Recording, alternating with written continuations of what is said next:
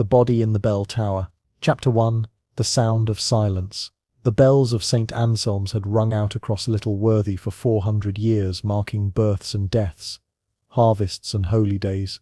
The steady passage of time in a village that had learned long ago that change came slowly if it came at all.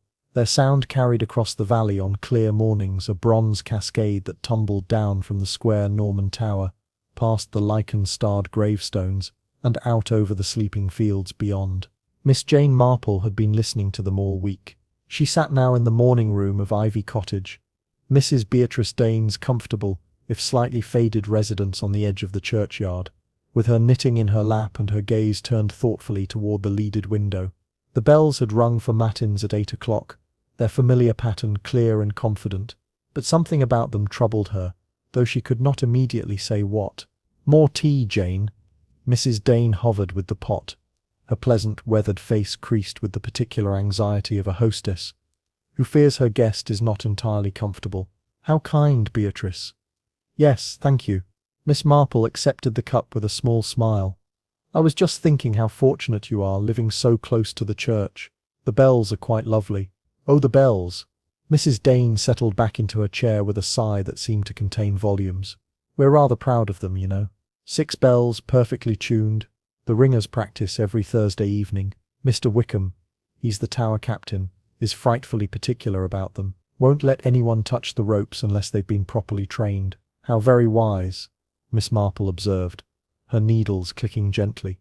She was working on a pale blue baby jacket for her great niece, though her attention seemed more on the conversation than the pattern. "I imagine there is quite an art to it." "Oh, quite. It's terribly mathematical, apparently. Changes and courses, and I don't know what else. My late husband used to ring years ago before his arthritis, and he was always going on about it. Of course, that was when old Colonel Frobisher was tower captain. Things were rather different then." There was something in Mrs. Dane's tone, a faint note of reserve, that made Miss Marple glance up with mild interest. In her considerable experience of village life, such tonal shifts were often more revealing than entire paragraphs of direct speech. "Different in what way?" she asked pleasantly. Mrs. Dane hesitated, clearly torn between her natural discretion and her equally natural desire to confide in an old-school friend, the latter one, as Miss Marple had rather suspected it might. "Well, there have been some tensions lately. Nothing one likes to speak of, you understand, but in a small parish one can't help but notice. Mr. Wickham and Miss Sayers, she's our organist, don't quite see eye to eye about certain matters. And then there's the question of the Restoration Fund." "The Restoration Fund?" Miss Marple's tone was one of gentle inquiry, inviting confidence. "For the bell tower. The stonework needs repair, has done for years apparently, though one wouldn't know it to look at it. The parapet is crumbling, or so Mr. Endicott says. He's our churchwarden, very keen on the matter. He's been pressing for action, but funds are limited, and some feel the money would be better spent elsewhere. The church roof, for instance, or the heating system. We were quite frozen during evensong last Sunday." Miss Marple made a sympathetic sound and adjusted her spectacles, behind which her blue eyes were thoughtfully alert. "These disputes over church funds can be so awkward. I remember in St. Teo, Mary Mead, we once had the most unfortunate disagreement about whether to repair the lich gate or install electric lighting in the nave. Mrs. Price Ridley and old Miss Hartnell didn't speak for months." "Exactly so." Mrs. Dane leaned forward confidingly. "And it's made worse, of course, by personal matters. Miss Sayers, Claudia, her name is, came to us only last year, but she's made herself quite indispensable. Wonderfully talented at the organ, but she's also very definite in her opinions. And Mr. Wickham takes his responsibilities as tower captain extremely seriously. They've clashed more than once over access to the tower. Miss Sayers wanted to store some of her music there. It's quite dry, you see, and the vestry is rather damp. But Mr. Wickham wouldn't hear of it. The tower is for the bells and the ringers, he said, most emphatic about it." "How very particular," Miss Marple murmured. She had known men like that. Men who found in small spheres of authority a compensation for larger disappointments. "And the vicar? What does Mr. Templeton make of all this?" "Oh, Mr. Templeton is a dear man, but rather," Mrs. Dane paused delicately, "rather unworldly, one might say. He's been with us for 15 years and he does give the most thoughtful sermons, but he's not what one would call forceful. He tends to hope that difficulties will resolve themselves. His wife does her best to smooth things over, but Mrs. Templeton is not robust. She suffers terribly with her nerves. Miss Marple nodded with understanding. The pattern was a familiar one.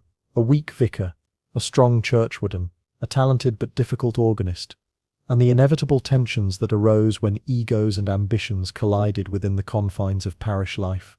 She had seen it all before, in various permutations in St. Mary Mead. And the bell ringers themselves? She asked. Are they affected by these tensions? Some are, some aren't. There are 6 regular ringers. They need 6 for a full peal, you see. Mr. Wickham, of course. Then there's young Tom Archer, the blacksmith's son, a nice boy, very steady. Mrs. Pettigrew, our postmistress, rings the treble bell. She's been doing it for 20 years and considers it her particular responsibility. Then there's Mr. Endicott, the church warden I mentioned, and Dr. Ashford, who's semi-retired but still sharp as a tack, and finally Miss Lavinia Hartwell. The way Mrs. Dane pronounced the last name suggested that Miss Lavinia Hartwell was a subject of some significance. Miss Hartwell? Miss Marple prompted gently. She's something of an anomaly in Little Worthy. Came here 3 years ago, and bought the old rectory. Quite a substantial property. She's a woman of independent means. Apparently, though, no one is quite certain where the money comes from. Never married, though she must be 45 if she's a day. She's taken a great interest in the church. Too great an interest, some would say. She funded the new hassocks, insisted on choosing the fabric herself. She's on the flower committee, the social committee, and she rang Mr. Wickham repeatedly until he agreed to train her in bell ringing, though she's really not very good at it. Dear me, said Miss Marple thoughtfully. That sort of thing can cause considerable resentment in a village. It has, Mrs. Dane admitted. Particularly with Miss Sayers. They had the most dreadful argument last month, right in the church porch, if you can imagine.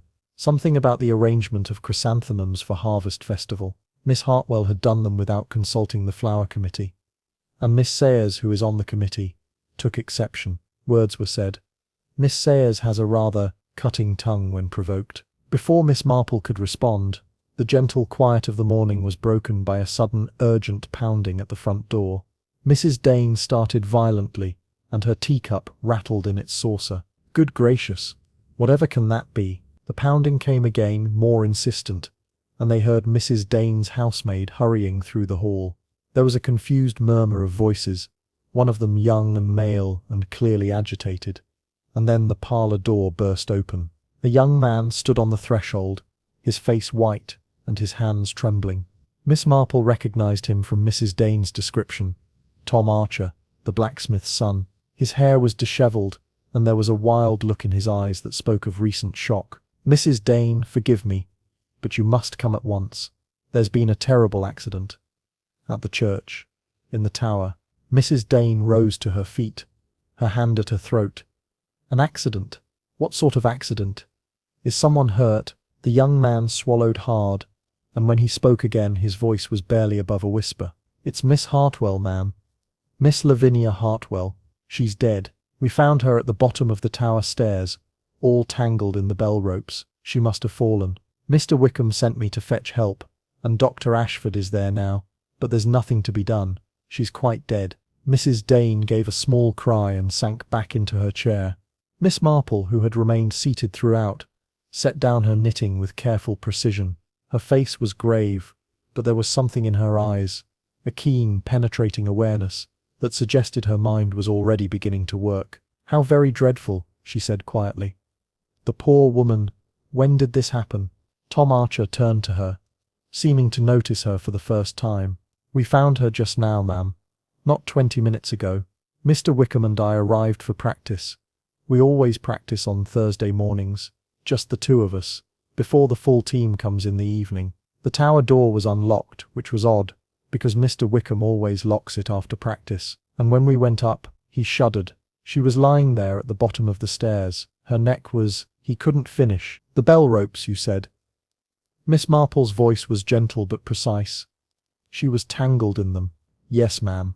The ropes hang down from the bell chamber above, you see, through holes in the ceiling of the ringing room. They were all twisted around her arms and throat. It looked as though she'd grabbed at them when she fell, trying to save herself, but they'd only made things worse. It was a terrible sight. Miss Marple was silent for a moment, her gaze distant. Then she said, very quietly, "How curious that the door was unlocked. Do many people have keys to the tower?" Tom Archer blinked, as though the question surprised him. "Only 3, ma'am, as far as I know. Mr. Wickham, as tower captain, Mr. Endicott, as church warden, and the vicar, of course. Mr. Wickham is most particular about it." "I see." Miss Marple rose to her feet, with surprising briskness for a lady of her years. "Beatrice, my dear, I think perhaps we should go to the church, if there is anything we can do to help, and poor Mr. Templeton will need support at such a time."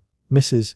Dane nodded mutely, still too shocked to speak, as they gathered their things and followed young Tom Archer out into the pale October morning. Miss Marple's gaze drifted toward the square Norman tower that rose above the churchyard wall. The bells were silent now, their ropes hanging still in the chamber where death had come calling in the quiet hours before dawn. And as she walked, Miss Marple found herself thinking of another death, many years ago in St. Mary Mead, a death that had also been dismissed as an accident, until certain small inconsistencies had suggested otherwise. The sound of the bells, she reflected, could mask many things, but their silence could be revealing too. Chapter 2. The Web of Parish Life. The Church of St. Anselm sat at the heart of Little Worthy, like a stone ship, anchored in time. Its Norman tower rose 4 stories above the village, massive and square, its crenellated top visible for miles across the surrounding countryside.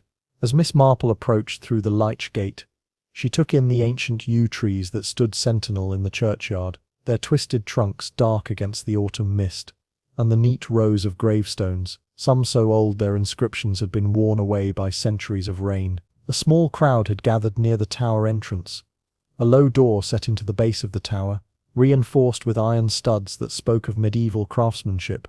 Miss Marple recognized the configuration immediately. The tower stood separate from the main body of the church, accessible through its own entrance, a fortress within a house of worship. Mr. Templeton, the vicar, stood wringing his hands near the doorway. He was a slight man in his 50s, with thinning grey hair, and the distracted air of someone more comfortable with theological abstractions than earthly crises. Beside him, a woman who could only be Mrs. Templeton clutched at his arm, her face pale and pinched. She was younger than her husband by perhaps 10 years, but illness or anxiety had aged her prematurely. "Oh, Mrs. Dane!" Mr. Templeton turned with visible relief as they approached. "How good of you to come. This is all so dreadful, so utterly dreadful. Poor Miss Hartwell, to think that she should meet her end in God's house, of all places." "We came as soon as we heard," Mrs. Dane said gently.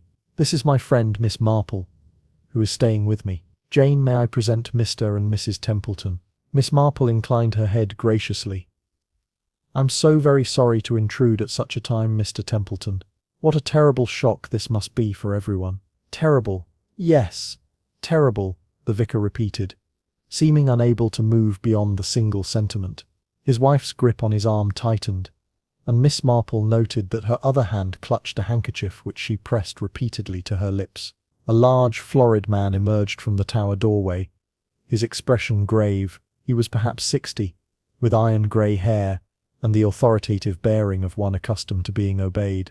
Miss Marple deduced this must be Mr. Endicott, the church warden. "The police are on their way," he announced, in a voice that carried across the churchyard. "Inspector Craddock from Market Chipping. Dr. Ashford is still with Miss Hartwell. Nothing is to be touched until the inspector arrives." "Mr. Endicott," Mrs. Dane said, "may I present my friend Miss Marple?" The churchwarden's eyes swept over Miss Marple with the dismissive glance of a man who saw only an elderly lady of no particular consequence. "How do you do? I'm afraid this is hardly an appropriate time for social calls, Mrs. Dane." "Of course not," Miss Marple said mildly. "We came merely to see if there was any way we might be of assistance. In times of crisis, one wishes to help if one can." Before Mr. Endicott could respond, another figure appeared in the tower doorway. This was a man of about 40, lean and wiry, with dark hair that fell across his forehead, and an expression of barely suppressed agitation. His hands, Miss Marple noticed, were clenched at his sides. "Dr. Ashford says there's nothing more to be done until the police arrive," he said, his voice tight. "The body shouldn't be moved." "Quite right, Mr. Wickham." Mr. Endicott said, "We must preserve the scene exactly as it was found." So this was Mr. Wickham, the tower captain. Miss Marple studied him with interest. He had the look of a man under considerable strain. His collar was slightly askew, and there was a muscle twitching in his jaw. When he caught her looking at him, his eyes slid away. "I don't understand it," he said, addressing no one in particular. "The tower door was unlocked. I always lock it. Always. And Miss Hartwell had no business being in the tower alone. She knew the rules. No one goes up without the tower captain present. It's the first thing I told her when she started learning to ring." "Perhaps she forgot," Mrs. Templeton ventured weakly.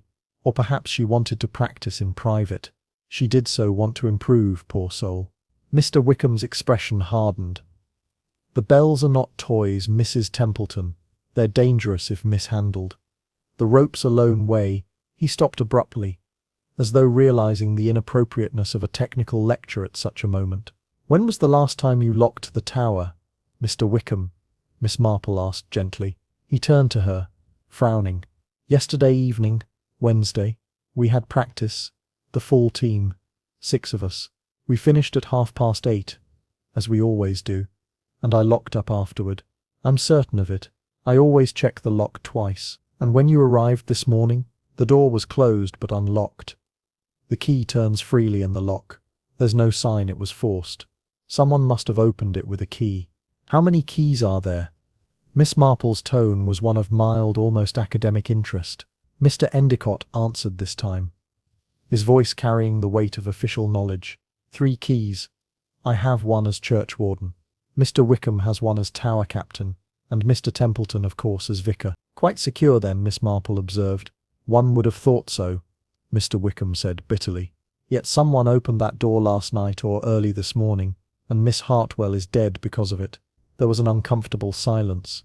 Mrs. Templeton's handkerchief fluttered to her lips again, and the vicar patted her hand helplessly. The sound of footsteps on gravel announced another arrival.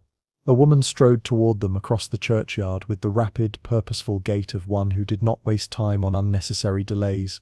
She was perhaps 35, tall and handsome rather than pretty, with dark hair pulled back in a severe knot and eyes that swept over the assembled group with sharp intelligence.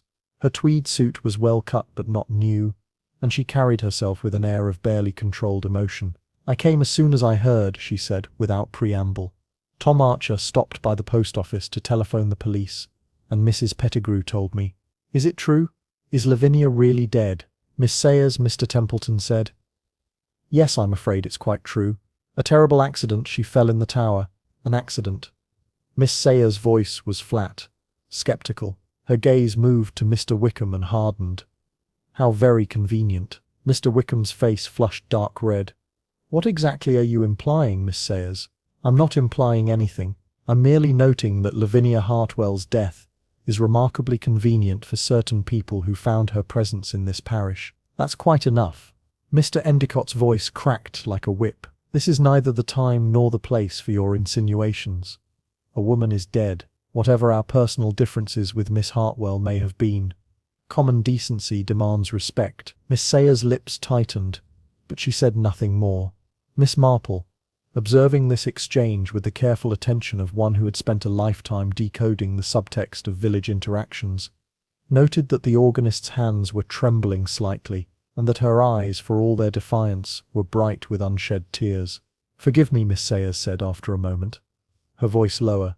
"You're quite right, Mr. Endicott. I spoke hastily. The shock—" She did not finish the sentence. Another figure approached from the direction of the village. A woman of perhaps 50, stout and red-faced, wearing a coat that had seen better days and a hat adorned with a rather bedraggled feather. She was breathing heavily, as though she had hurried. "Mr. Templeton, Mr. Endicott, I've just heard. Is it true about Miss Hartwell?" "Mrs. Pettigrew," the vicar acknowledged. "Yes, I'm afraid so.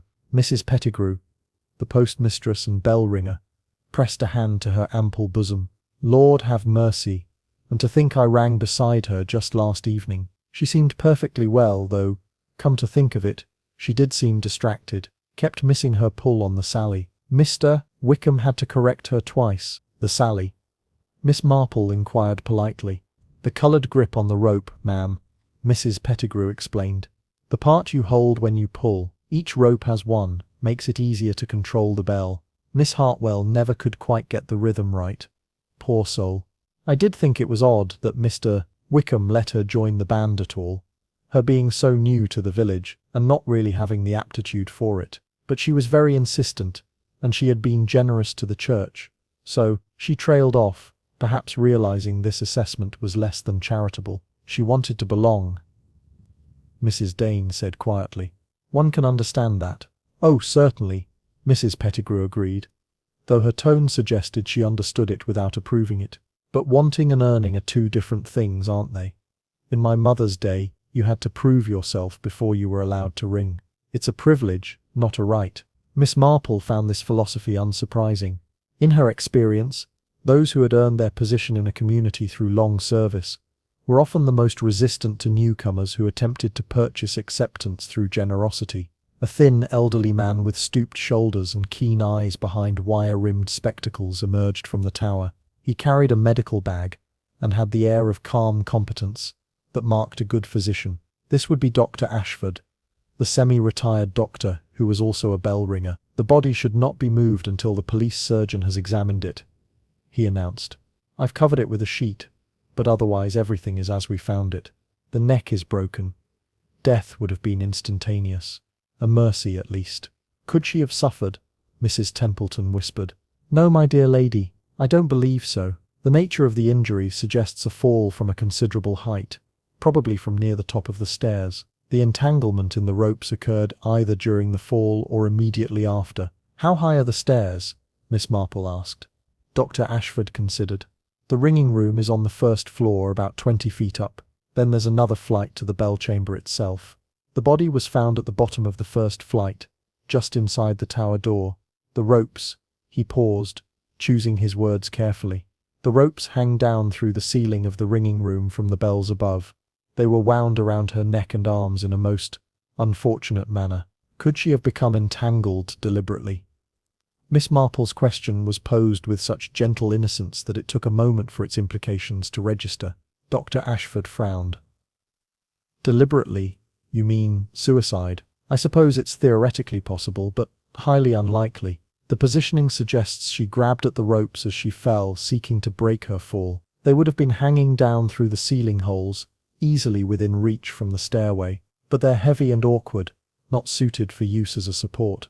They would have pulled her down rather than holding her up. And murder, Miss Sayers said suddenly. Is that possible, Doctor? The question fell like a stone into still water. Everyone turned to stare at the organist, and Mr. Endicott's face darkened with anger. Miss Sayers, I must insist. I'm merely asking, she said, meeting his gaze steadily. If we're considering all possibilities, then we should consider all possibilities. Dr. Ashford hesitated. I'm a physician, not a detective, but I will say this. There are no obvious signs of violence beyond the injuries consistent with a fall. No blows to the head, no defensive wounds on the hands. If she was pushed, it was done without a struggle, which means, Miss Marple said thoughtfully, that if it was not an accident, she either did not see it coming, or was pushed by someone she trusted enough to turn her back on. The silence that followed this observation was profound and uncomfortable. Mr. Templeton looked as though he might faint, and Mrs. Templeton had pressed her handkerchief to her mouth as though to suppress a cry. It was broken by the sound of a motor car approaching along the lane. A black police vehicle came into view and pulled to a stop near the Lich Gate. Two men emerged, one in uniform, one in a mackintosh and trilby hat. The latter had the brisk, no-nonsense air of a professional detective. That will be Inspector Craddock, Mr. Endicott said, with evident relief. Now we shall get to the bottom of this matter. As the inspector approached, Miss Marple stepped back slightly, content to observe. But her mind was already working, cataloguing what she had learned, noting the tensions between the various members of this small parish community, and wondering which of them had reason to want Lavinia Hartwell dead. for she was increasingly certain that this was no accident. The unlocked door, the convenient fall, the reactions of those present, all spoke of something darker beneath the surface of village respectability. She thought of Mrs. Turner in St. Mary Mead, who had also been an unwelcome newcomer with more money than sense. Turner had made herself universally disliked through sheer tactless generosity, offering to pay for improvements that highlighted others' poverty, inserting herself into long-established social structures with all the delicacy of a bull in a china shop. Someone had poisoned Mrs. Turner's dog. Here in Little Worthy, someone might have done far worse. Chapter 3.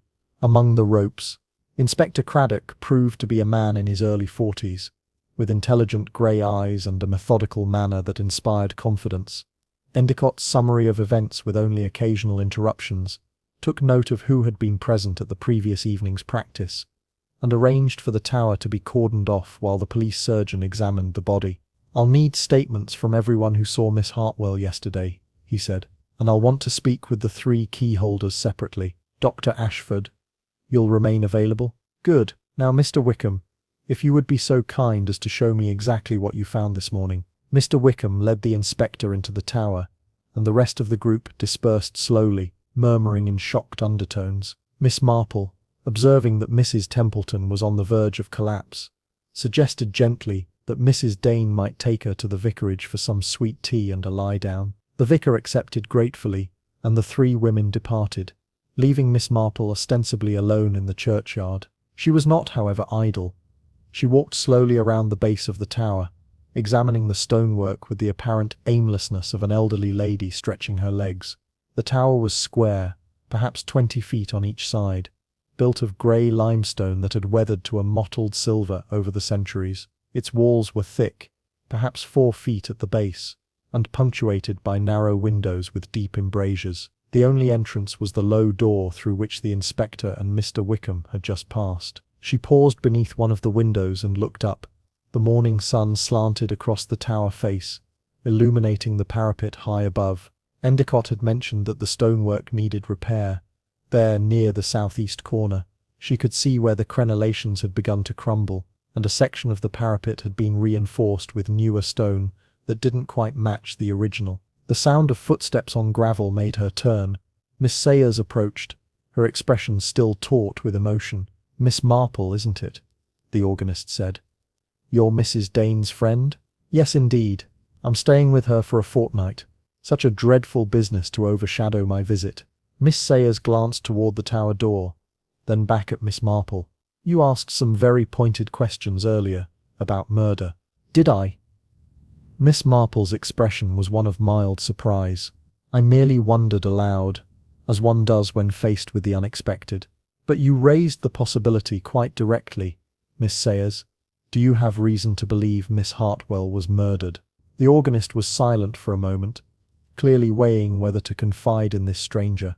Finally she said, "I have reason to believe that several people in this parish are better off with her dead. Whether that translates to murder, I cannot say. But Lavinia Hartwell was not the sort of woman to climb the tower stairs alone in the dark. She was terrified of heights. She could barely manage the stairs to the ringing room even in broad daylight with others present." This was interesting. Then why did she wish to learn bell ringing? It seems an odd choice for someone with such a fear. She wanted to conquer it. She said so explicitly. She thought that if she could master her fear of the tower, she could master anything. Miss Sayers' voice softened slightly.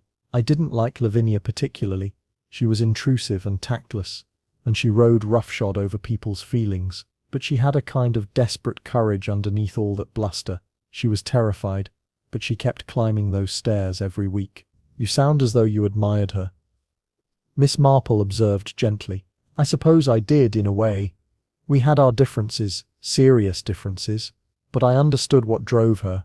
She was alone in the world and trying to build a place for herself where she belonged.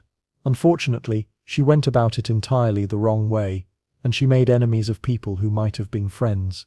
Miss Sayers paused, then added, "I was one of them." "What did you quarrel about?" "Forgive me for asking, but in circumstances such as these, the police will surely want to know." "Oh, they'll hear about it soon enough. Mrs. Pettigrew will make certain of that. We quarrelled about the flower arrangements. Ostensibly, But really it was about control. Lavinia wanted to reorganize the flower committee, push out the older women who'd been doing it for years, bring in fresh ideas. She meant well, I suppose, but she couldn't see that she was insulting people who'd given decades of service. I told her so rather more bluntly than I should have. We exchanged words in the church porch, where half the village could hear. She called me a petty tyrant. I called her an interfering busybody with more money than sense. "Dear me," said Miss Marple. "That must have been uncomfortable, excruciating." And of course everyone took sides. Mr. Wickham and Mrs. Pettigrew were delighted. They'd never wanted Lavinia in the bell tower anyway. Mr. Endicott tried to mediate but only made things worse. And poor Mr. Templeton hid in his study and hoped it would all blow over. And did it? Blow over? Miss Sayers smiled bitterly. Not exactly. Lavinia withdrew from the flower committee, but she made it clear she intended to continue bell ringing. That created its own tensions. You see, Mr. Wickham had never wanted her in the tower. He only agreed because she offered to fund the restoration of the bells, a complete overhaul, new fittings, the works. It would have cost thousands of pounds. He couldn't very well refuse her after that, could he? But he resented being forced into it, and he made her life miserable during practice. He was hypercritical, dismissive, sometimes openly contemptuous. Tom Archer told me he'd never seen Mr. Wickham so harsh with a learner. How did Miss Hartwell respond? She endured it, kept coming back, week after week, even though she was frightened and humiliated. I think that's why I came to respect her. Despite everything, she had extraordinary tenacity. Miss Marple absorbed this in silence, her gaze on the tower, and the restoration fund. Will it go forward now? I have no idea. That's a question for Mr. Endicott and the vicar. Though I suppose it depends on whether Lavinia actually altered her will to include the bequest. She talked about it constantly, but talk is cheap. Before Miss Marple could respond, the tower door opened, and Inspector Craddock emerged, followed by Mr. Wickham and a uniformed constable. The inspector's expression was grave. "I'm treating this as a suspicious death," he announced to those who had gathered.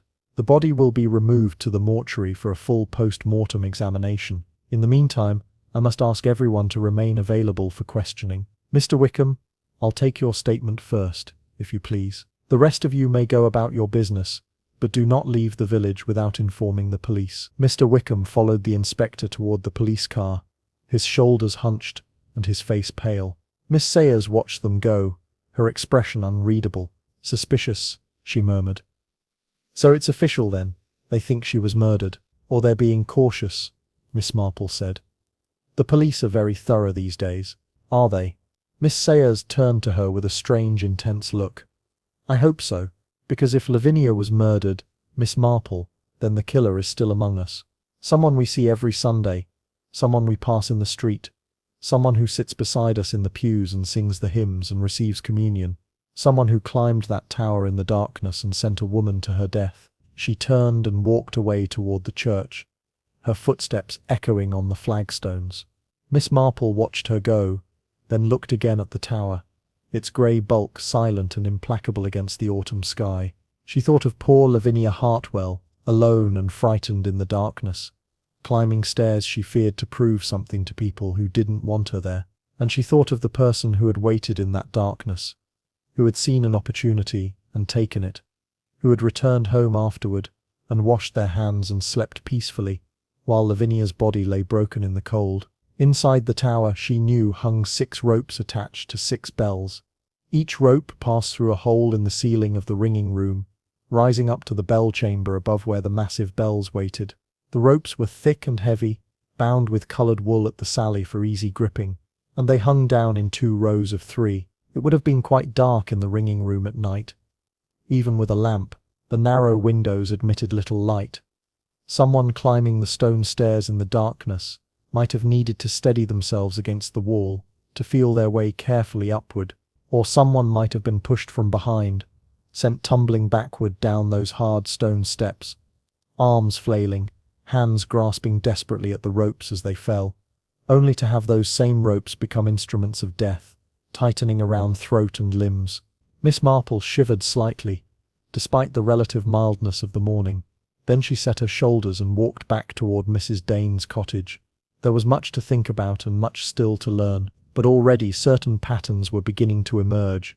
patterns she had seen before, in other villages, in other circumstances where human nature had turned dark. The question was not whether Lavinia Hartwell had been murdered.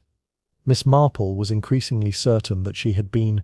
The question was which of Little Worthy's respectable citizens had decided that the troublesome newcomer had to die. Chapter 4. The Art of Questioning. Miss Marple spent the afternoon in quiet occupation, sitting in Mrs. Dane's parlour with her knitting while her friend alternated between shocked exclamations and detailed recollections of every interaction she'd ever had with the deceased. This suited Miss Marple's purposes admirably, as Mrs. Dane's ramblings contained a wealth of information about the social dynamics of Little Worthy. Of course, Lavinia did try, Mrs. Dane was saying as she refilled the teapot. I'll give her that. She genuinely wanted to help, but she had no understanding of how things are done in a village. You can't simply arrive with money and expect people to defer to you. Respect must be earned through years of quiet service, not bought with donations. Quite so, Miss Marple murmured, her needles clicking steadily. Though I imagine the church was grateful for the donations, whatever the parishioners felt personally. Oh, the church was grateful. Or rather, Mr. Endicott was grateful. He's been campaigning for that tower restoration for years. The parochial church council keeps voting it down. They say the money should go to more pressing needs, but Mr. Endicott is convinced the tower is unsafe. He had a surveyor come last spring, and apparently the report was quite alarming. Crumbling stonework, water damage, structural concerns. Of course the rest of the PCC thinks he's exaggerating. Is he? Miss Marple asked mildly. Mrs. Dane hesitated. I honestly don't know. The tower has stood for 400 years. It seems unlikely to fall down now, but Mr. Endicott is a careful man, perhaps overcautious. He's a retired surveyor himself, you see. Spent 40 years assessing buildings for insurance purposes. He tends to see danger where others see merely age and character, and Miss Hartwell offered to pay for the restoration. All of it. Tens of thousands of pounds, she said. She showed Mr. Endicott her bank statements to prove she could afford it. Of course that was dreadfully vulgar. One doesn't wave one's finances about, but she meant well, and Mr. Endicott was tremendously excited. He drew up plans, got quotes from builders, presented it all to the PCC as a fait accompli. But they refused? Not refused exactly. Postponed. They wanted more time to consider, to get second opinions on the structural assessment, to debate whether it was fair to accept such a large sum from one individual. Miss Sayers in particular was opposed. She said it gave Lavinia too much influence over church decisions, that we'd be beholden to her. Miss Marple could see the logic in that. And Mr. Wickham, what was his position? Mr. Wickham was torn. On the one hand, he desperately wanted the restoration. He's passionate about the bells, and he agreed with Mr. Endicott that the tower needed work. On the other hand, accepting Lavinia's money meant accepting Lavinia into the bell-ringing team, which he very much didn't want. But what choice did he have? She made it a condition of the donation. How very awkward for him. Dreadfully awkward. And of course, she turned out to be a terrible ringer. No sense of rhythm, always coming in at the wrong time, pulling too hard or too soft. Mrs. Pettigrew said she was the worst learner they'd had in 30 years. But Mr. Wickham couldn't very well ask her to stop. Could he? Not after accepting her terms. The front door opened and closed, and Mrs. Dane's housemaid appeared in the doorway. Begging your pardon, ma'am, but there's a young gentleman asking to see Miss Marple, a Mr. Tom Archer. Shall I show him in? Miss Marple and Mrs. Dane exchanged glances of surprise. By all means, Miss Marple said. Tom Archer entered, hat in hand, looking considerably more composed than he had that morning, but still visibly troubled. He accepted Mrs. Dane's offer of tea and settled into a chair with the awkward care of a young man unused to genteel parlours. Forgive the intrusion, Miss Marple, he began. Mrs. Pettigrew at the post office said you'd been asking very intelligent questions at the church this morning. She said you had a way of seeing things others. Miss, I need to talk to someone, and I can't talk to the police. Not yet. Not until I understand it better myself. I'm happy to listen, Miss Marple said gently, though I should warn you that if you tell me something relevant to Miss Hartwell's death, I may feel obliged to share it with Inspector Craddock. I understand, but I don't think it's relevant, or at least, I don't know if it is. That's what I'm trying to work out. Then perhaps you should tell me, and we can consider it together. Tom Archer drew a deep breath. It's about the bells, about last night's practice. Something happened. Something odd, and I can't stop thinking about it. Miss Marple set down her knitting and gave him her full attention. Go on. We practice every Wednesday evening, 6 of us. We ring for an hour and a half, usually starting at 7 o'clock. Last night was no different.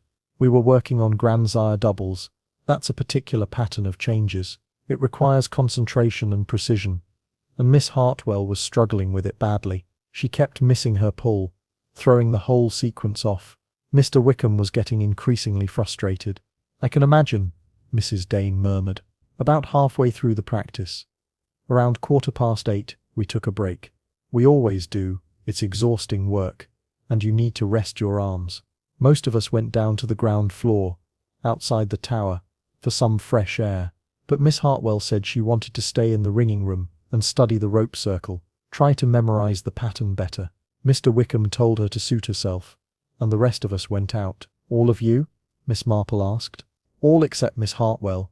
We were outside for perhaps 10 minutes. Mrs. Pettigrew had brought biscuits. She often does. We stood around eating and talking. And then, he paused, frowning. This is the odd part. Mr. Endicott said he needed to fetch something from the vestry, and he went off toward the main church building, and at the same time Mr. Wickham said he'd left his handkerchief in the ringing room and went back into the tower. Miss Marple's fingers had gone still on her knitting. How long was Mr. Wickham gone? 3 or 4 minutes. Maybe 5, not long. And when he came back, he seemed agitated, more agitated than he'd been before. He said Miss Hartwell had been examining the bells themselves, had gone up the ladder into the bell chamber without permission. He said it was completely unacceptable, that she had no business going up there. And did Miss Hartwell confirm this? No, that's the thing. When we went back into the ringing room, she denied it absolutely. She said she'd been studying the rope circle the whole time, that she hadn't gone anywhere near the ladder. She seemed genuinely bewildered by the accusation. Who did you believe? Miss Marple asked quietly. Tom Archer met her eyes. I didn't know what to believe. Mr. Wickham seemed absolutely certain, but Miss Hartwell seemed equally certain. One of them had to be lying, or mistaken, but I couldn't tell which. What happened then? There was an uncomfortable few minutes. Mr. Wickham insisted she must have been up the ladder. He said he could tell because one of the bells was swinging slightly, which it wouldn't do unless someone had touched it. Miss Hartwell denied it again, quite firmly. She was offended, I think, that he doubted her word. Finally, Dr. Ashford intervened and suggested we resume practice. We did, and we finished at 8:30 as usual. Miss Hartwell seemed subdued for the rest of the evening. And when you finished, what happened then? We all left together, as we always do. Mr. Wickham locked the tower door. I watched him do it. He turned the key twice, as he always does, and tested the handle to make sure it was secure. Then we all said goodnight and went our separate ways. Miss Marple was silent for a moment, thinking. Then she said, Mr. Archer, why do you think this incident is important? Because Miss Hartwell is dead. Because she was found in the tower, even though the door was locked after we left. Because Mr. Wickham was the last person to see her alive in the ringing room, and now she's dead at the bottom of the tower stairs. He leaned forward, his voice dropping. I don't want to believe Mr. Wickham could have done something terrible. He's always been kind to me, patient in teaching me to ring, but he despised Miss Hartwell, truly despised her, and now she's dead, and he's the one who has the key. Mr. Endicott also has a key, Miss Marple pointed out gently. And Mr. Templeton. Yes, but Mr. Endicott was in the vestry when... Tom stopped abruptly. When what? I don't even know what I'm suggesting. That someone killed her? That one of us pushed her down the stairs? It's a possibility the police must consider, Miss Marple said. Particularly if, as you say, the door was locked, and only 3 people had keys. Tell me, Mr. Archer, could Miss Hartwell have taken someone's key without their knowledge? Copied it, perhaps? Tom shook his head. The keys are all different. Mr. Wickham's is on a chain he wears around his neck when we practice. I've never seen him take it off. Mr. Endicott keeps his on a ring with 6 other keys. I can't see how she could have borrowed it unnoticed. and I doubt she had access to Mr. Templeton's. He keeps his in his study, I believe. Could she have hidden in the tower when you all left? Remained behind? I suppose it's theoretically possible, but where would she hide? The ringing room is quite open. Just the floor with the ropes coming down through it, and the ladder up to the bell chamber. There's nowhere to conceal oneself, and we'd have noticed if someone was missing when we said our good nights. Mrs. Dane, who had been listening with wide eyes, interjected. Perhaps she returned later. Perhaps she had arranged to meet someone at the tower. But how would she have gotten in? Tom asked. The door was locked. We all saw Mr. Wickham lock it. Unless Mr. Wickham unlocked it again later, Mrs. Dane suggested, then looked stricken at her own words. It's all right, Mrs. Dane, Tom said wearily. We're all thinking it. One of the 3 key holders must have opened that door, whether it was to let Miss Hartwell in, or to follow her in, or for some other reason entirely. I don't know. But someone opened it. Miss Marple resumed her knitting, her expression thoughtful. Mr. Archer, you said Mr. Endicott went to the vestry during your break. How long was he gone? About the same as Mr. Wickham. Perhaps slightly longer.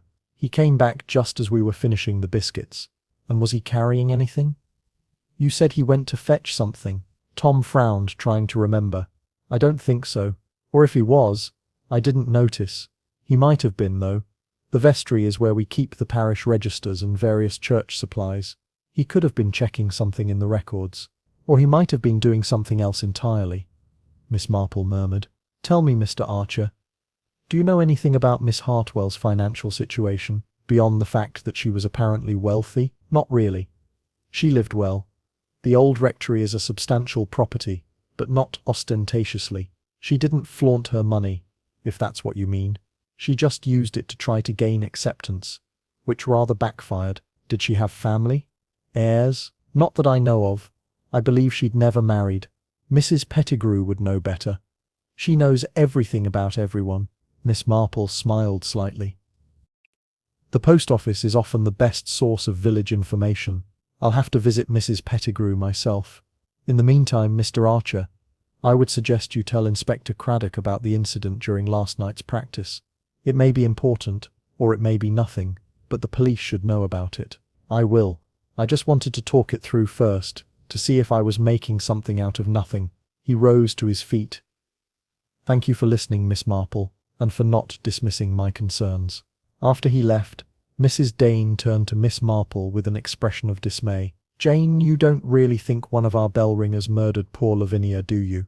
I think someone did, Miss Marple said quietly. And if the tower door was locked, as Mr. Wickham claims, then it must have been someone with a key. That narrows the field considerably. But Mr. Templeton, Mr. Endicott, Mr. Wickham, these are respectable men, pillars of the community. So was Major Philpott, Miss Marple said, referring to a murderer from her past acquaintance, and Mrs. Trevelyan, and young Ronald Samuels, who sang in the church choir.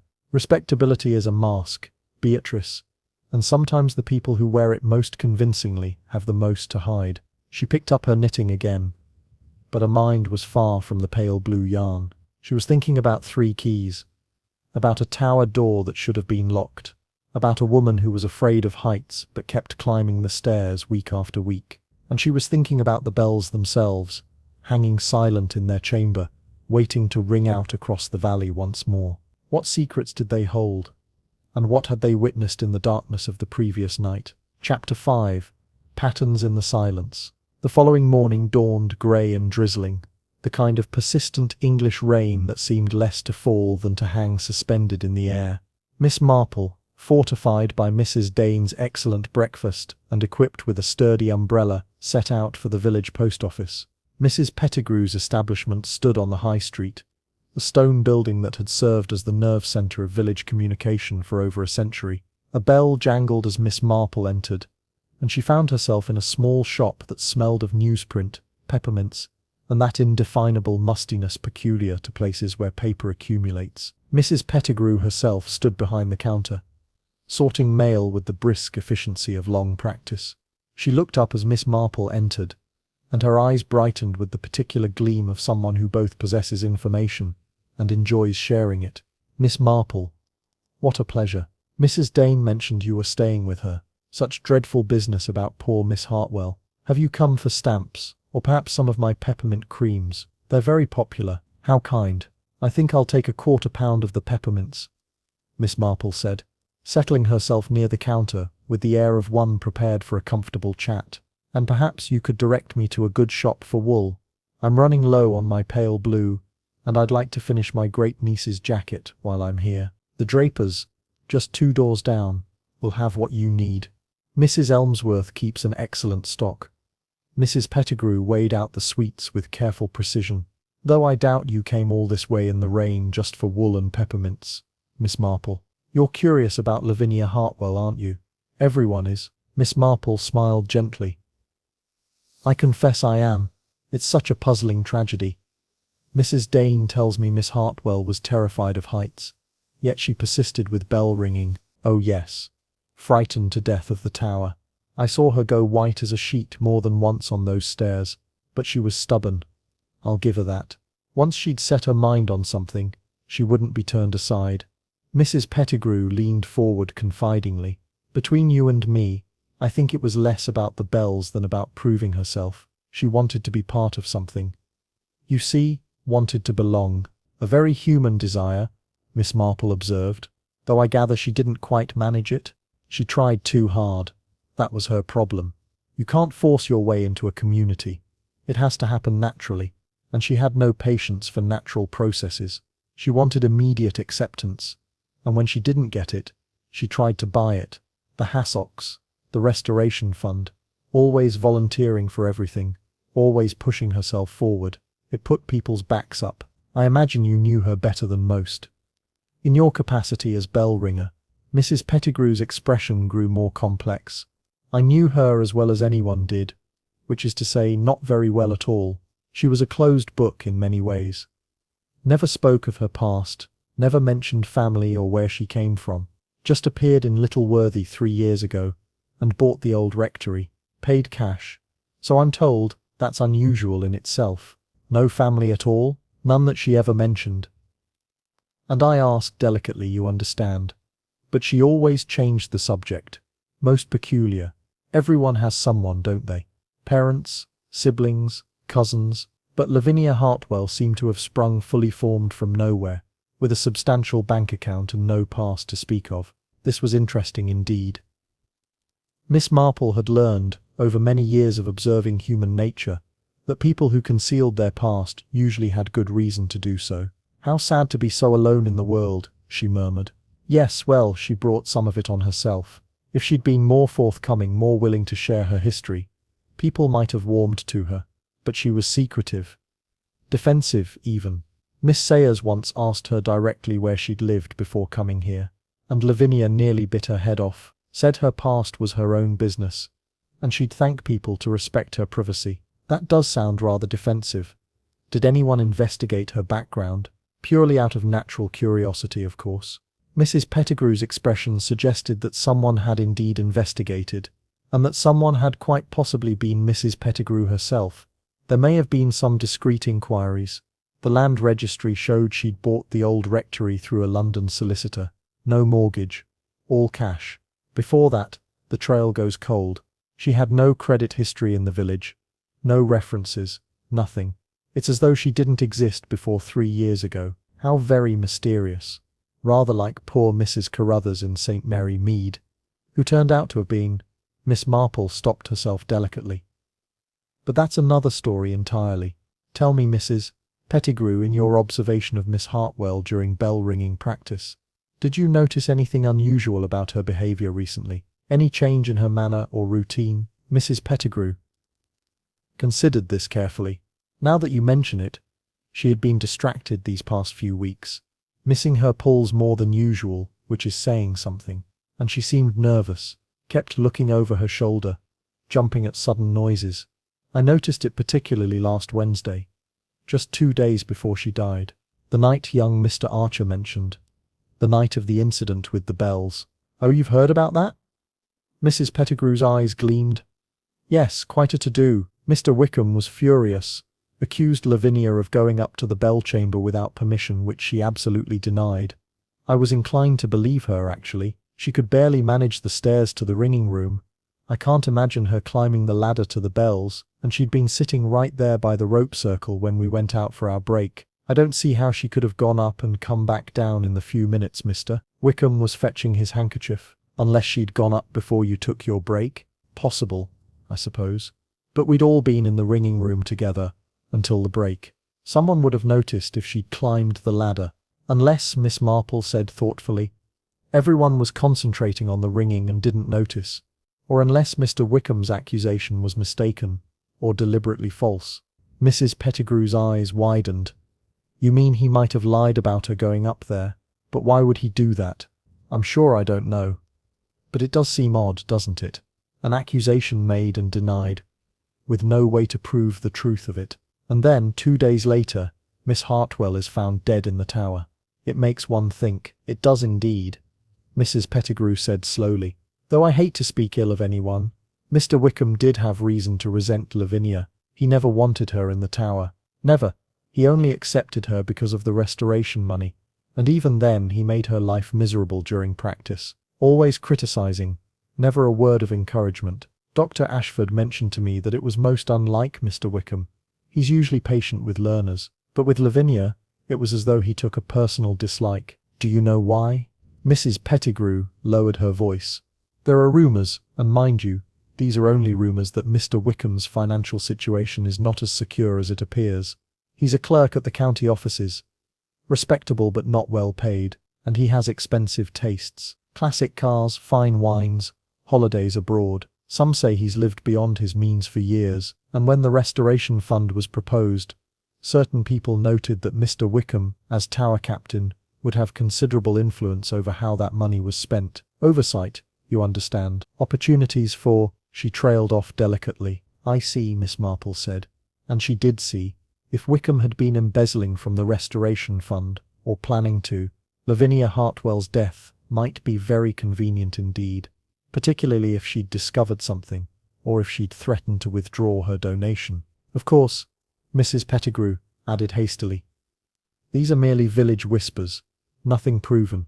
Mr. Wickham has always been scrupulously honest in his dealings, as far as anyone knows. Naturally, one wouldn't want to spread unfounded gossip. Tell me, was Miss Hartwell's will a matter of public knowledge? Did people know how she intended to dispose of her estate? She made no secret of her intentions. She told Mr. Endicott directly that she planned to leave a substantial sum for the tower restoration. £20,000, she said. Enough to do the work properly, and have some left over for the bells themselves. Endicott was thrilled. He's been campaigning for that restoration for years, and if she died before changing her will to reflect that intention, then I suppose the money would go elsewhere, to distant relatives if she had any, or to charity, or to the Crown if she died intestate. Mrs. Pettigrew paused. Oh, I see what you're suggesting.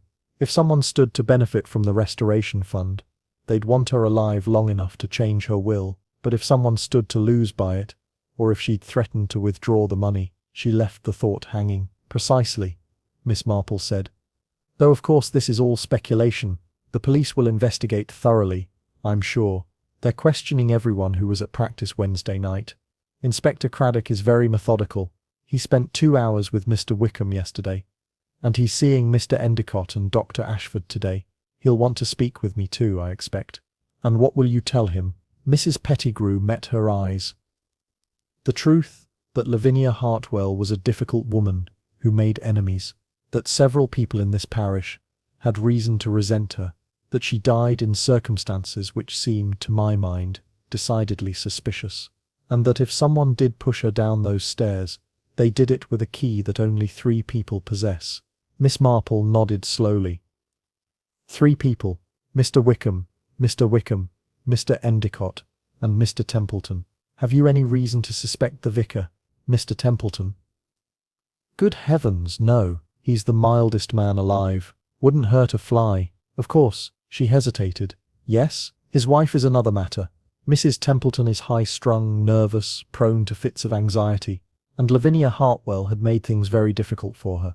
You see, Lavinia had taken it upon herself to reorganize the Ladies' Guild, the Sunday School, and 6 other parish activities that traditionally fell under Mrs. Templeton's purview. The poor woman felt pushed aside made irrelevant in her own parish. She complained to her husband more than once, but Mr. Templeton did nothing. He hates confrontation. Could Mrs. Templeton have used her husband's key? I suppose so, if she knew where he kept it. But she's such a fragile creature. I can't imagine her climbing the tower stairs in the dark, let alone pushing someone to their death. Still, people can surprise you. Desperation makes us capable of things we'd never imagine. Miss Marple thought of gentle Mrs. Badcock in St. Mary Mead, who had poisoned her domineering mother-in-law with foxglove tea, after years of patient endurance. Desperation indeed. She purchased her peppermints and took her leave, stepping back out into the rain with much to consider. The pattern was beginning to emerge more clearly now. Lavinia Hartwell had been a disruptive presence in Little Worthy, threatening established hierarchies and challenging comfortable arrangements. She'd made enemies of the tower captain, the organist, the vicar's wife. She'd promised money to those who needed it, then held that promise over their heads. And someone had decided she had to die. But who? And more importantly, how had they done it? The locked door remained the central puzzle. If the tower had been secured when the bell ringers left Wednesday night, as Tom Archer insisted, then someone had unlocked it either to let Lavinia in or to follow her in. Someone with a key. Unless, Miss Marple thought suddenly, there was another key, a fourth key that no one knew about. Or unless the door hadn't been locked as thoroughly as everyone believed. She thought of Mr. Wickham turning the key twice, testing the handle. But had anyone actually tried the door after he left? Had anyone verified that it was truly secure? And what of the incident during practice? The accusation that Lavinia had climbed to the bell chamber. It seemed almost like a rehearsal, a way of establishing that Lavinia had been in the tower, had been taking risks, had been somewhere she shouldn't be. A way, perhaps, of creating a narrative that would make her death seem like an accident. Miss Marple's fingers tightened on her umbrella, as another thought struck her. The bells, Mr. Wickham had said, one of them was swinging slightly, which suggested recent disturbance. But what if it hadn't been Lavinia who touched it? What if Mr. Wickham himself had gone up to the bell chamber during that break, disturbed one of the bells, then come down and accused Lavinia to cover his own actions? But why? What would be the purpose? Unless he was testing something, trying something, preparing for what he planned to do 2 nights later. The rain fell steadily as Miss Marple walked back to Ivy Cottage, her mind working through possibilities, discarding some, considering others, building and rebuilding the sequence of events that must have led to Lavinia Hartwell's death. By the time she reached Mrs. Dane's front door, she had formed a theory, not complete, not proven, but a framework upon which to hang the accumulating facts. Someone had killed Lavinia Hartwell, someone with access to the tower, someone who stood to gain from her death or to lose by her continued presence in the parish. And somewhere among the bells and ropes and ancient stones there was evidence that would prove it. She just had to find it. Chapter 6. The Hidden Ledger. That afternoon, Miss Marple paid a call on the vicarage. Mrs. Templeton received her in a drawing-room that aspired to gentility, but showed signs of genteel poverty. Faded curtains, well-worn upholstery, and that peculiar chill that afflicts houses where economy has dictated insufficient heating. Mrs. Templeton herself looked worse than she had at the church. Her hands trembled as she poured tea and dark circles shadowed her eyes. "So kind of you to visit, Miss Marple. One feels so isolated at times like these. The police have been questioning everyone, asking the most uncomfortable questions. My husband is quite distraught. He feels he failed in his pastoral duty to Miss Hartwell." "I'm sure he did everything he could," Miss Marple said gently. "It's a tragedy no one could have prevented, if indeed it was preventable." Mrs. Templeton's cup rattled in its saucer. "What do you mean?" "The police say it was an accident. A terrible accident." "Do they?" "I understood Inspector Craddock was treating it as a suspicious death." "Suspicious? Yes. But that's just procedure, surely. These things must be investigated. But an accident is still the most likely explanation. Lavinia must have returned to the tower after practice for some reason. Perhaps she'd left something behind, and in the darkness she fell. It's tragic, but not sinister." Miss Marple sipped her tea thoughtfully. "Except that the tower door was locked. So either she had a key, which seems unlikely, or someone let her in. Perhaps the door wasn't locked as securely as Mr. Wickham thought. Or perhaps..." Mrs. Templeton stopped, pressing her handkerchief to her lips. "Yes, Nothing. I shouldn't speculate. It's not Christian to spread suspicion. Sometimes, Miss Marple said quietly, the most Christian thing is to seek the truth, however uncomfortable.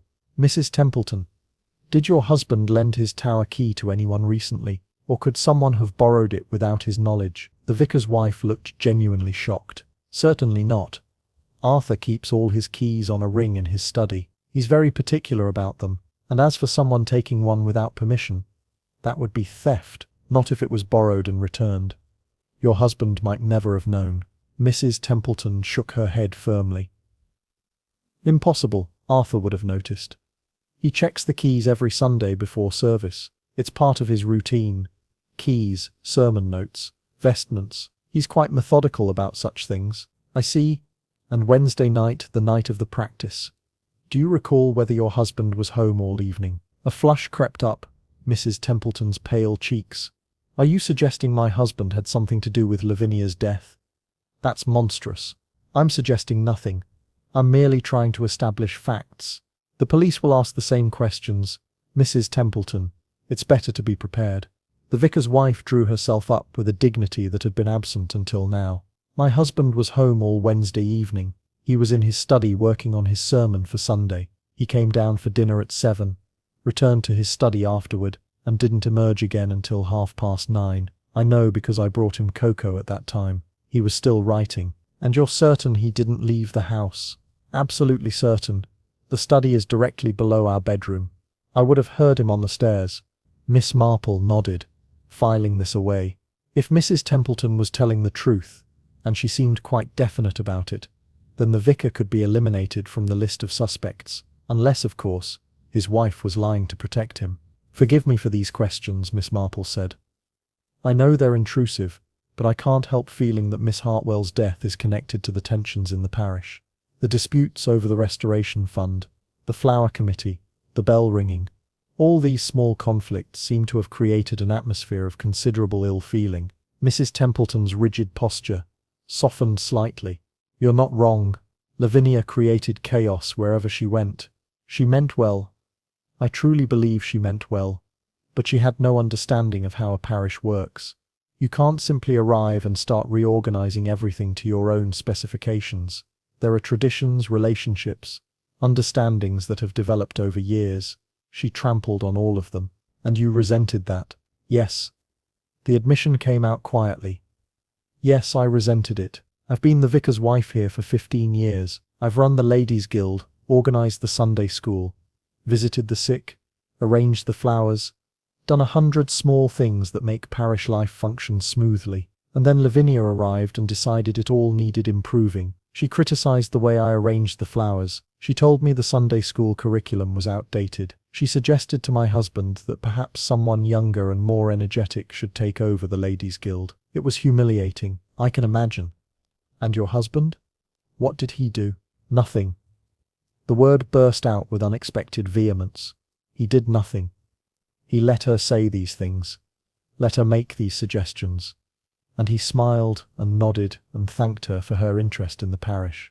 He wouldn't support me, wouldn't defend me. He said I was being oversensitive, that Lavinia was simply enthusiastic, that I should be grateful for her involvement. That must have been very painful. Mrs. Templeton's eyes filled with tears. It was unbearable. I felt invisible in my own parish. Irrelevant. And the worst part was that Lavinia had money to fund her ideas, to make things happen. I had only my time and my dedication, and apparently that counted for nothing. Miss Marple let the silence stretch, knowing that sometimes the most important revelations came after the initial confession. Finally, Mrs. Templeton said, very quietly, I'm not sorry she's dead. God forgive me. But I'm not. Life will be easier without her. The parish will be calmer. I'll be able to resume my duties without someone constantly undermining me. It's terrible to feel this way, but I can't help it. Being honest about one's feelings is not the same as acting on them. Miss Marple said gently. You didn't kill her, did you? No, of course not. I could never. How could you even, Mrs. Templeton was genuinely horrified. I had to ask. And now I know, but Mrs. Templeton, if you didn't kill her, someone else did. Someone in this parish. Someone we see every Sunday, and that person is allowing others to suffer under suspicion while they go free. Doesn't that trouble you? Of course it troubles me. But what can I do? I don't know who killed her. I don't know anything useful. You know the parish. You know the people in it. You see and hear things that others might miss. For instance, had you noticed any unusual relationships? Anyone paying particular attention to Miss Hartwell, or she to them? Mrs. Templeton frowned, thinking, there was something odd with Mr. Endicott. He was very solicitous of Lavinia, very protective of her interests. More than one would expect. Even given her promise to fund the restoration, he defended her at PCC meetings, supported her suggestions, smoothed over her social errors. It was almost paternal, except that Mr. Endicott has never been a particularly warm man. He's always been rather cold and formal. Yet with Lavinia, he was different. Different how? Gentler, more patient, almost anxious about her, if that makes sense. As though he felt responsible for her well-being. Mrs. Templeton paused. I mentioned it to my husband once, and he said perhaps Mr. Endicott saw in Lavinia the daughter he never had. The Endicotts never had children, you see. Perhaps that was it. But it seemed more than simple kindness. It seemed personal. This was potentially significant. Miss Marple filed it away carefully. And Miss Sayers? What was her relationship with Miss Hartwell? Antagonistic, as I'm sure you've heard. But there was something underneath the antagonism. They were similar in some ways.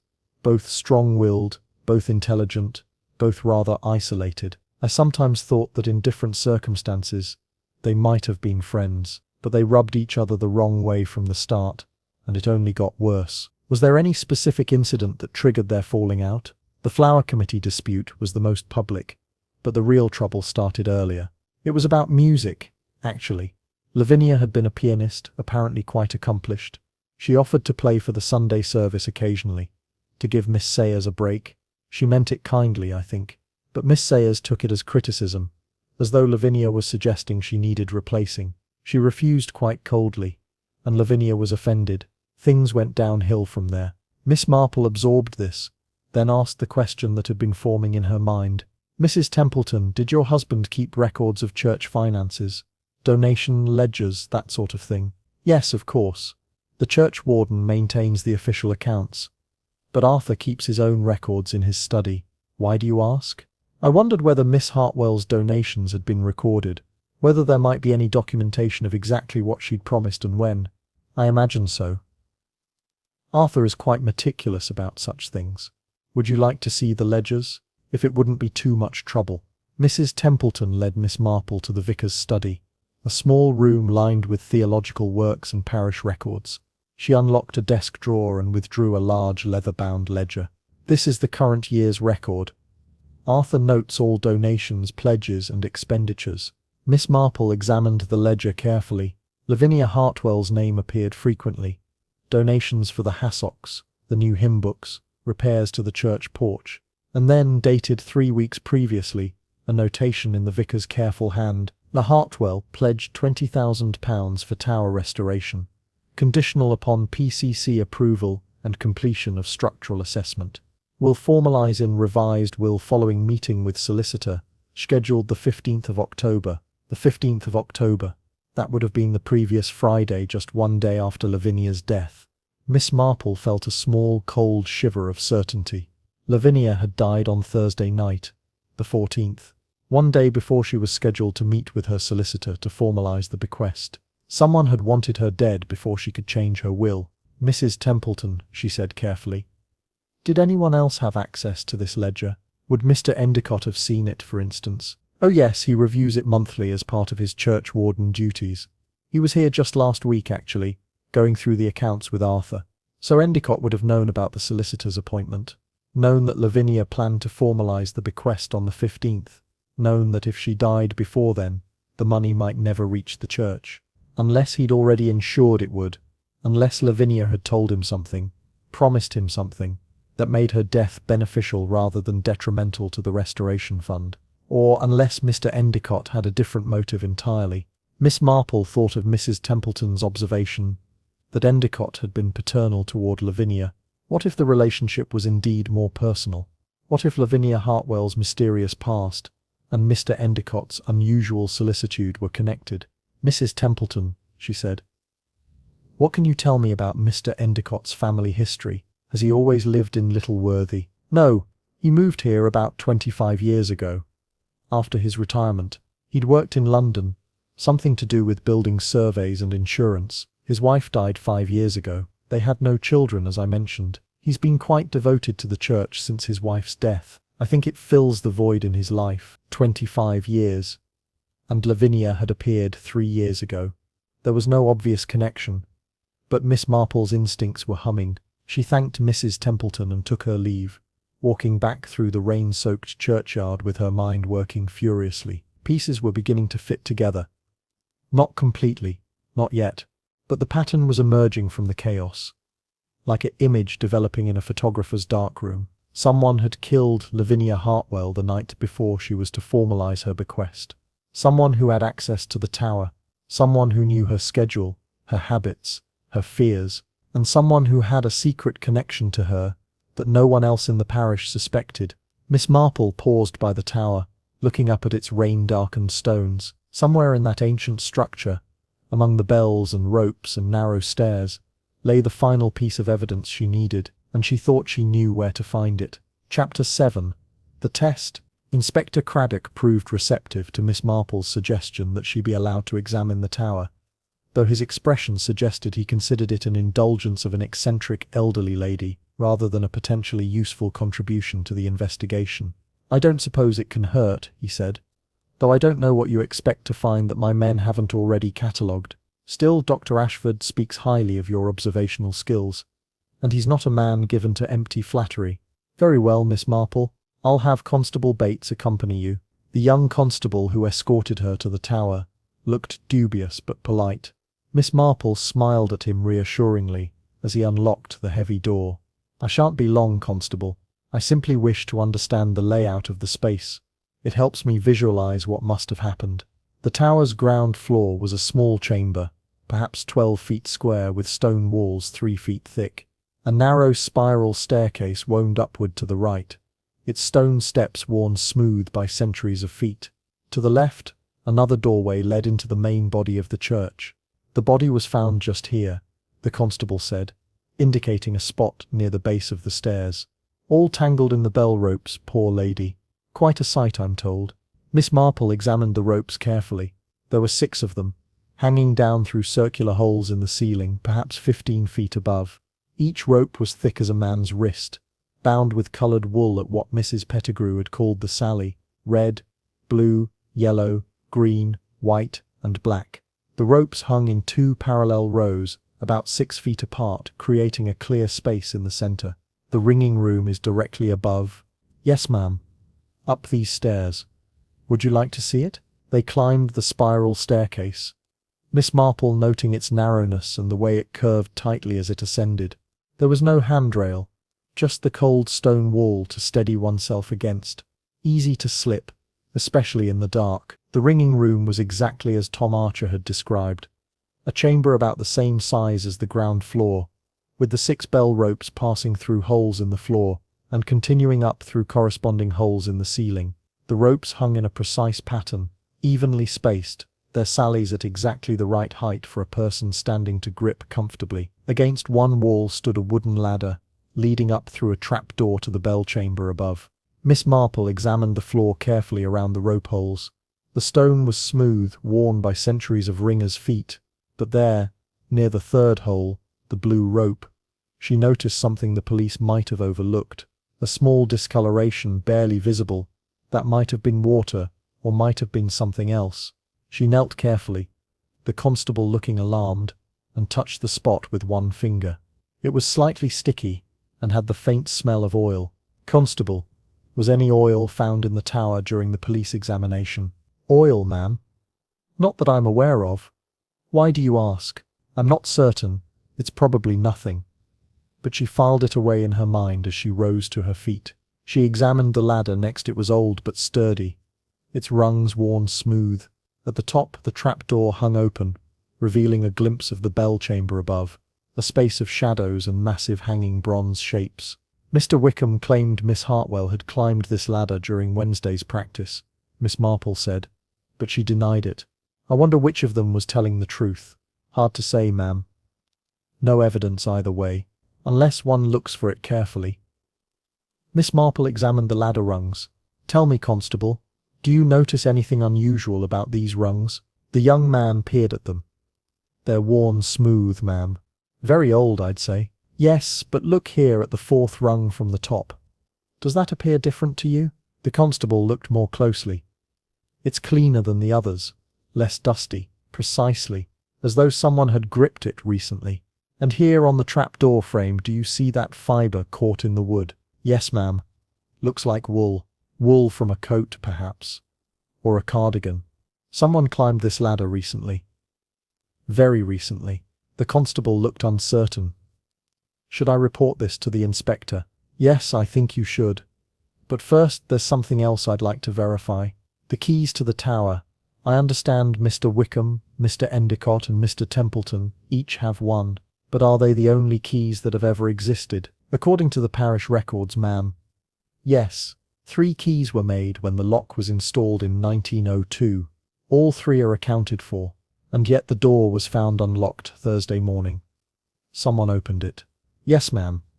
That's one of the central puzzles of the case. Miss Marple was silent for a moment, thinking. Then she said, Constable, I should like to conduct a small experiment. Would you be willing to help me? 20 minutes later, Miss Marple had assembled a small group in the church. Inspector Craddock, Dr. Ashford, Mrs. Dane and young Tom Archer. She had requested that Mr. Wickham and Mr. Endicott also be present, and they stood near the tower entrance looking wary and uncomfortable. Thank you all for coming, Miss Marple said. I know this is unusual, but I believe I may be able to shed some light on Miss Hartwell's death. Indulge me in a small demonstration, if you will. Inspector Craddock looked sceptical but nodded. Very well, Miss Marple. What do you have in mind? I should like to recreate the circumstances of Wednesday night's practice. Specifically, the moment when Mr. Wickham accused Miss Hartwell of climbing to the bell chamber. Mr. Wickham, would you be so kind as to show us exactly what you saw? Wickham's jaw tightened.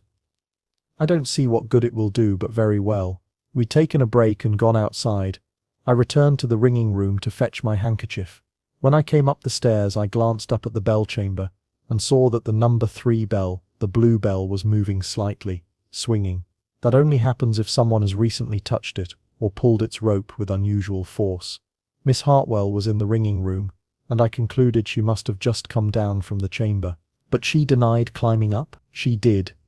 Quite vehemently. And where was she standing when you saw her? Near the rope circle. In the centre of the room. Interesting. Dr. Ashford, you were present Wednesday night. Where were you during this incident? The doctor frowned, remembering. Outside with the others, taking the air. I didn't see what occurred in the ringing room. And Mr. Endicott, you had gone to the vestry. Yes. To check something in the parish register. Endicott's voice was controlled, but Miss Marple noticed his hands were clenched at his sides. How long were you gone? 5 minutes, perhaps? No more. Long enough to go from the vestry to the tower and back? I suppose so, though I did nothing of the kind. I went to the vestry, consulted the register and returned. Several people can vouch for seeing me there. I'm sure they can. Now, Mr. Wickham, I'd like you to demonstrate something for me. Would you climb to the bell chamber and ring the blue bell? Just once. Enough to set it swinging slightly. Then return to the ringing room. I should like to time how long it takes. Wickham looked baffled but complied.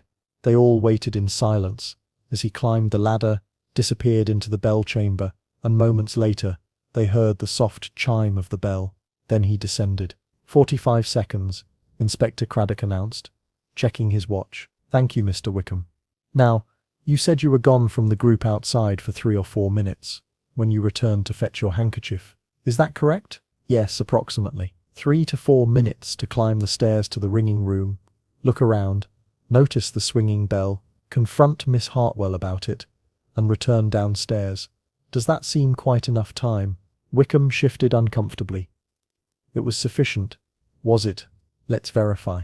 Constable Bates, would you time Mr. Wickham as he recreates his movements? Mr. Wickham, if you please. Start from the tower door, climb to the ringing room, Look around for your handkerchief. Notice the bell. Descend and return to us." Wickham's face had gone pale, but he complied. They waited as he performed the actions.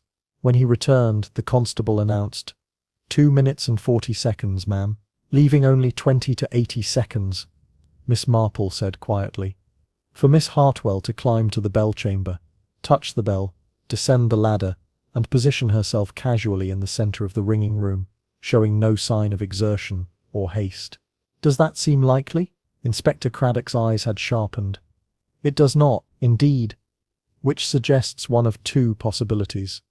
Either Mr. Wickham was gone longer than he remembers, giving Miss Hartwell time to climb and descend, or someone else climbed to the bell chamber and touched that bell. But who? Tom Archer asked. We were all outside except Miss Hartwell. Not all of you. Mr. Endicott was in the vestry. The vestry connects to the main church, and the church connects to the tower. He could have entered the tower from the church side, climbed to the bell chamber while everyone was outside, touched the bell, and returned to the vestry. No one would have seen him. Endicott's face had gone ashen. That's absurd. Why would I do such a thing? To create a narrative, Miss Marple said gently. To establish that Miss Hartwell had been taking risks in the tower, going places she shouldn't go, to lay the groundwork for what you planned to do 2 nights later, when you killed her. The words fell into stunned silence. Even Inspector Craddock looked shocked. That's a very serious accusation, Miss Marple, he said. I'm aware of that, Inspector. But consider the evidence. Mr. Endicott had access to the tower via his churchwarden's key. He knew Miss Hartwell's schedule, knew she often stayed late at the church for her private devotions. He knew about her appointment with her solicitor on the 15th, the appointment where she would formalize her bequest, and he had a motive that no one suspected. What motive? Endicott's voice was barely above a whisper. Miss Marple turned to him, her expression compassionate but unflinching.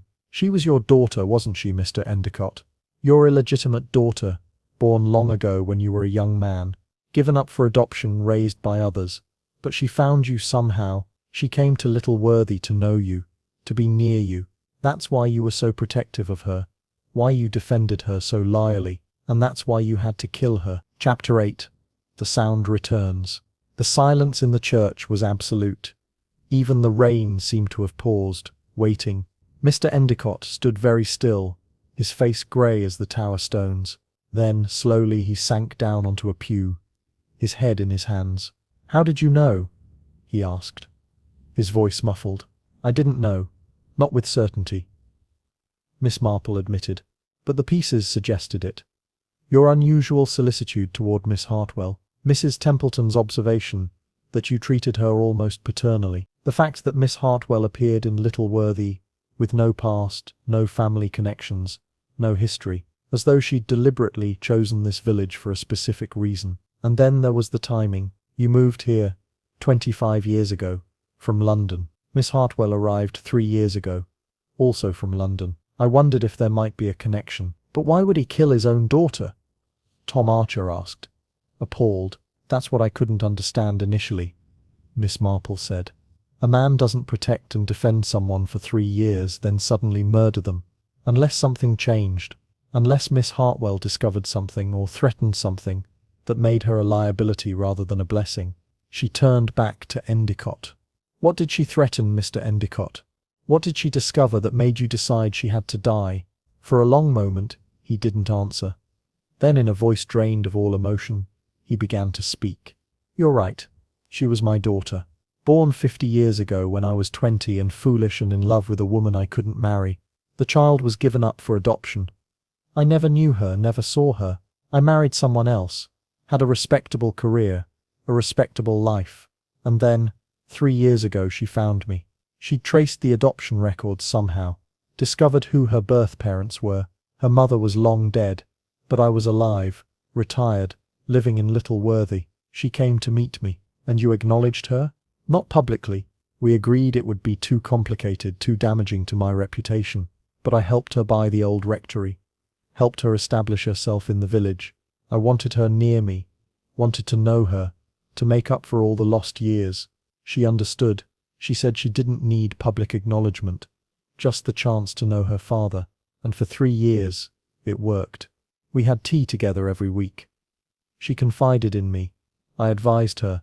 It was precious. What changed?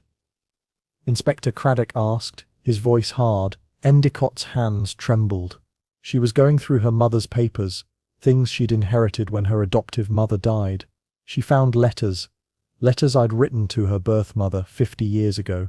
Young, stupid, passionate letters. Letters that promised marriage, promised a future together. And then, later letters explaining why I couldn't marry her after all, why I was marrying someone else, someone more suitable, someone who could advance my career. You broke her heart, Miss Marple said quietly. I destroyed her. The letters made that clear. She'd gone into a decline after I abandoned her. Had a nervous breakdown, spent time in an institution. She never recovered. And Lavinia read all this. And she looked at me differently. Not as her father trying to make amends, but as the man who'd destroyed her mother. She wanted public acknowledgement. Wanted me to tell the parish who she really was. Wanted me to admit publicly what I'd done 50 years ago. And you refused. Of course I refused. I'm the church warden, a respected member of the community. To admit I'd fathered an illegitimate child, abandoned her mother, driven a woman to breakdown, it would destroy everything I've built. My reputation, my position, my standing. I told Lavinia it was impossible, that we'd agreed to keep our relationship private. She said circumstances had changed. She said I owed it to her mother's memory to tell the truth. So you killed her. I didn't plan it. Not initially.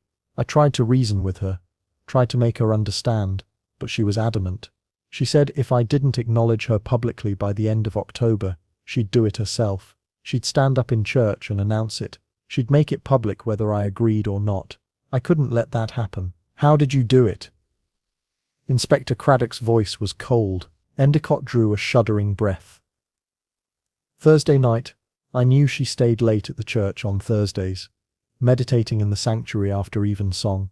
I went to the vicarage earlier in the evening when I knew Mr. Templeton would be at dinner, and I took his tower key from his study. He never locks his study door. I knew it would be simple. Then I waited in the tower, in the darkness, until Lavinia finished her devotions and walked past. I called to her from the tower door, said I wanted to talk privately. She came in, unsuspecting. We climbed to the ringing room, and then I told her one last time that I couldn't acknowledge her publicly. She said she was sorry, but she'd made up her mind. She turned to leave, to go back down the stairs, and his voice broke. I pushed her, just pushed her, hard, at the top of the stairs. She fell backward, tried to grab the ropes as she went down.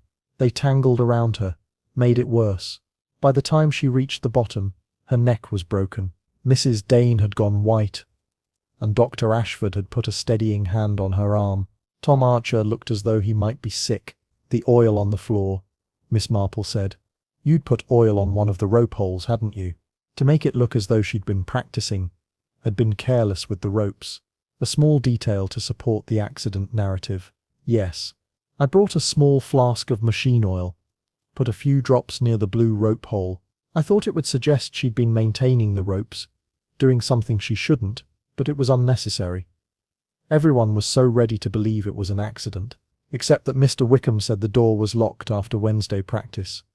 How did you explain finding it unlocked Thursday morning? I returned the vicar's key to his study Thursday night, after it was done. Then Friday morning, I made sure I was present when Mr. Wickham discovered the body. When he expressed surprise that the door was unlocked, I suggested he must have forgotten to lock it Wednesday night, planted the doubt in his mind. He was so shocked by the discovery of the body, he half believed it himself. And the incident Wednesday night, the business with the bell swinging, that was insurance. I wanted witnesses to the fact that Lavinia had been taking risks in the tower, going where she shouldn't. I slipped into the tower from the church side during our break, climbed to the bell chamber, touched the blue bell to set it swinging, then returned to the vestry. I knew Wickham would notice when he went back for his handkerchief. I knew he'd blame Lavinia. It was meant to establish a pattern of reckless behaviour. Inspector Craddock had taken out his handcuffs. Edward Endicott, I'm arresting you for the murder of Lavinia Hartwell. You are not obliged to say anything, but anything you do say will be taken down and may be used in evidence. As the constable led Endicott away, his shoulders bowed and his face empty of expression, Miss Marple felt an overwhelming sadness. 2 lives destroyed, Lavinia's ended, Endicott's ruined, all because a man valued his reputation more than his daughter. Tom Archer approached her, his young face troubled. "I can't believe it. Mr. Endicott always seemed so upright, so proper." "That was precisely the problem," Miss Marple said gently. "He cared too much about appearing proper, about maintaining his position. When that was threatened, he chose murder over honesty.